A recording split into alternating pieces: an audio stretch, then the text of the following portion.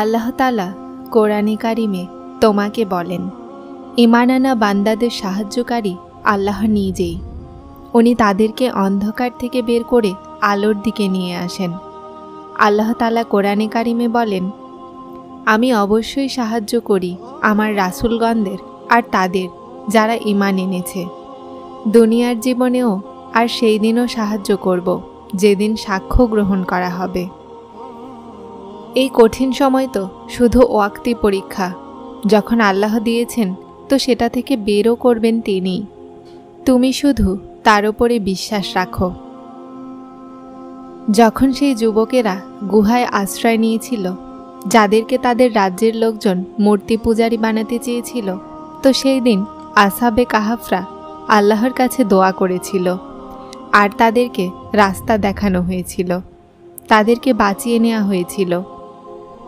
যদি আপনিও কোনো খারাপ কাজ করতে ভয় করেন, নিজের নফসের ধোকায় পড়া থেকে অথবা শয়তানের ওয়াসওয়াসা থেকে বাঁচতে চান, তো আপনার মনে হয় না আপনারও আসহাবে কাহাফের মতো সম্ভব চেষ্টার পরে নিজের সমস্যা এভাবে আল্লাহর সোপর্দ করে তার কাছে দোয়া করা উচিত?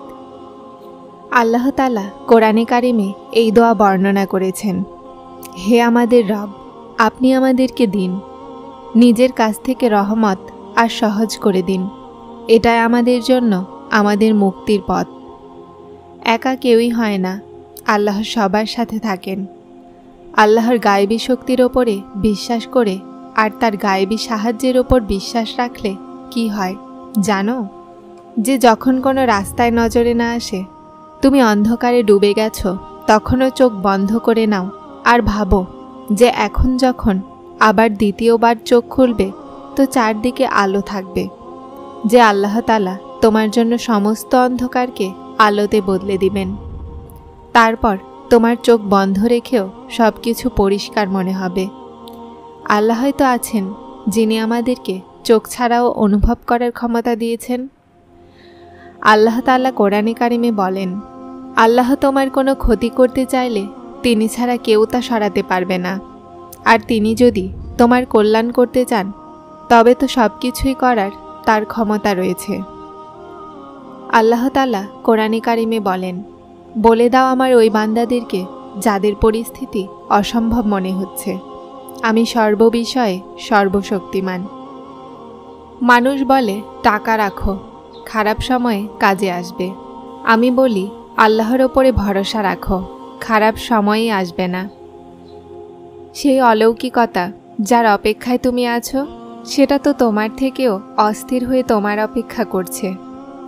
রাস্তা বানিয়ে দেওয়া হয়েছে, তোমার সমস্ত দোয়াগুলো শুনে নেওয়া হয়েছে, সবরের সুন্দর মুহূর্ত লিখে দেওয়া হয়েছে।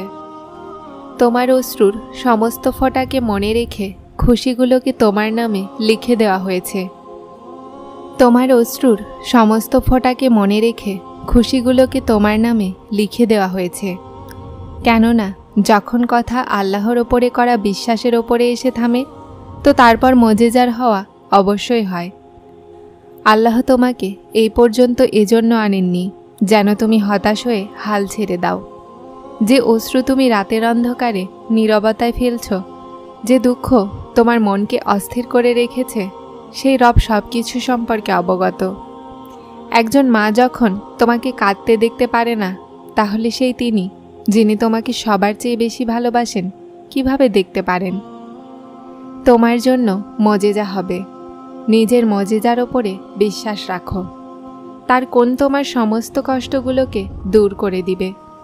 খুব শীঘ্রই এই দুঃখ শেষ হয়ে যাবে, শুধু এখন সবর করার সময়।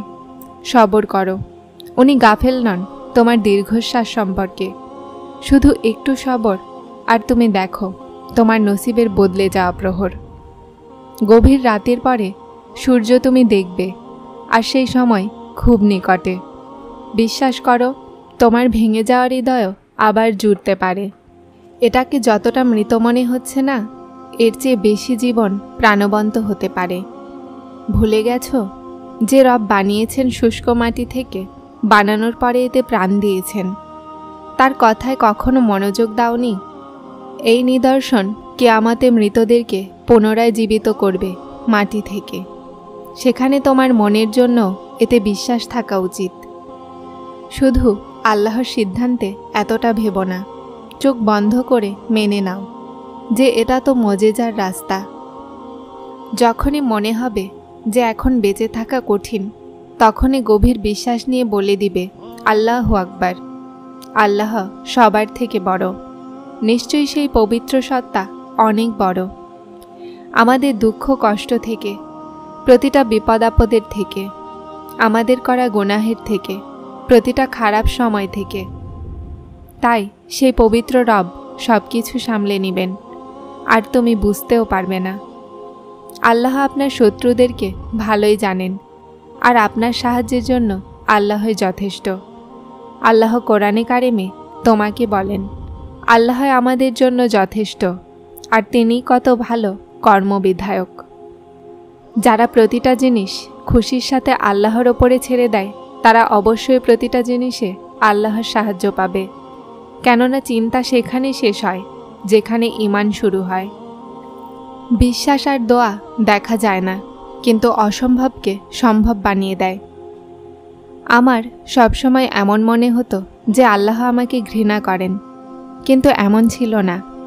আল্লাহ তো প্রতিটা মানুষকে ভালোবাসেন। এজন্যই তো তিনি আমাকে পরীক্ষায় ফেলেছেন, আর তিনি তার সেই বান্দাদেরকেই পরীক্ষায় ফেলেন যাদেরকে তিনি ভালোবাসেন। আল্লাহর ওপরে বিশ্বাস এতটাই দৃঢ় রাখো যে কিন্তু, হয়তো, যদি, হতে পারে বলতে না হয়। আল্লাহর কাছে চেয়েই তো দেখো, এক উনিই তো আছেন যিনি তোমার সাথে আছেন। আল্লাহর সাথে এতটা গভীর সম্পর্ক তৈরি করো যে যেদিন তুমি আল্লাহর সামনে না দাঁড়াও, সেদিন যেন আল্লাহ ফেরেশতাদেরকে বলে যে আমার বান্দার আজকে আওয়াজ আসলো না, খোঁজ নাও তার, আর আমার সাহায্য তার কাছে নিয়ে যাও, আমার রহম তার কাছে নিয়ে যাও, যেন আমি তার আওয়াজ শুনতে পাই, আর সে আমাকে বলে, ইয়া আল্লাহ, আমি ঠিক আছি। যারা চ্যানেলে নতুন এসেছেন তারা সাবস্ক্রাইব করে হেদায়েতের সাথে থাকুন। আসসালামু আলাইকুম।